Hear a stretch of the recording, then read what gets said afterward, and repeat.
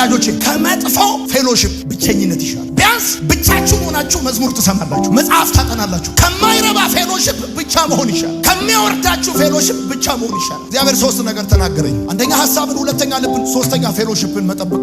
ይሄ የምጠብቅበት ዓመት ሐዋርያት ሥራ መጽሐፍ ምዕራፍ 4 ቁጥር 23 እንደዚህ ይላል። ተፈተውም ወደ ወገኖቻቸው መጡና የካህናት አለቆችና ሽማግሌዎች ያሏቸውን ሁሉ ነገሯቸው። ለሚቴልዩ አሁን ጴጥሮስና ዮሐንስ ተፈቱ። ከተፈቱ በኋላ የመጡት ወደ ወገኖቻቸው ከማን ጋር ህብረት ማድረግ እንዳለባቸው ያውቃሉ። ጴጥሮስና ዮሐንስ ሲፈቱ ሐኪም ቤት አይደለም የሄዱት። ጴጥሮስና ዮሐንስ ሲፈቱ ሻይ ቤት አይደለም የሄዱት። ወደ ወገኖቻቸው ነው የመጡት። ለምን? አሶሲዬሽን፣ ህብረት፣ ፌሎሺፕ የብርታት ምንጭ እንደሆነ የምታውቁት እንደዚህ ይላል። እነርሱም በሰሙ ጊዜ በአንድ ልብ ሆነው ወደ እግዚአብሔር ድምፃቸውን ከፍ አደረጉ። ህብረት ማድረግ ያለብህ ከሚጸልይ ካህን። ከዛስ ከተጻፈው ማውራት ማንበብ ጀመሩ። ከተጻፈው ማውራት ጀመሩ። የብርታት ዓመታችን ነው። የምትበረታው ደግሞ አንድም በሐሳብ ሁለትም በልብ ሶስትም በህብረት ነው። ህብረት የምታደርገውን ቢኬርፉል ወርዶ ከሚያወርድ ቆሞ ከሚያቆም ተንሸራቶ ከሚያንሸራት ጋር ህብረት እያደረግ መተህ ቁልጭ አትበል። የትኛውንም የህይወትን ሪፖርት ሰምቶ ወደ እግዚአብሔር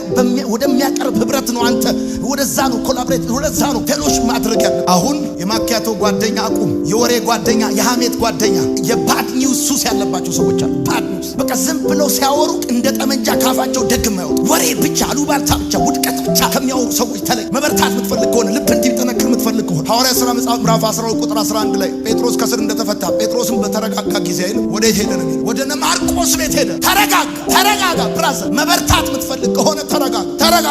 ከዛስ ወደ ማርቆስ ቤት ምንድን ያለው? ወሬ አይደል፣ ሐሜት አይደል፣ ጸሎት። በጣም ብዙ ሰው ጉልበቱ ተወስዷል፣ ጉልበቱ ርዷል፣ መኖር ደክሞታል፣ መኖር ሰልችቶታል። ብራዘር እጅህን የሚያነሳ ከፍ የሚያደርግልህ ሰው ያስፈልጋል። የሙሴን እጅ ደግፉ እንደነበር እጅህን ከፍ ከሚያደርጉ ሰዎች ጋር ነው ፌሎሺፕ ማድረግ ያለው። ልብህን ከሚያወርዱ ሰዎች ጋር አይደለም ፌሎሺፕ ማድረግ ያለው። ልብህን ከፍ ራይ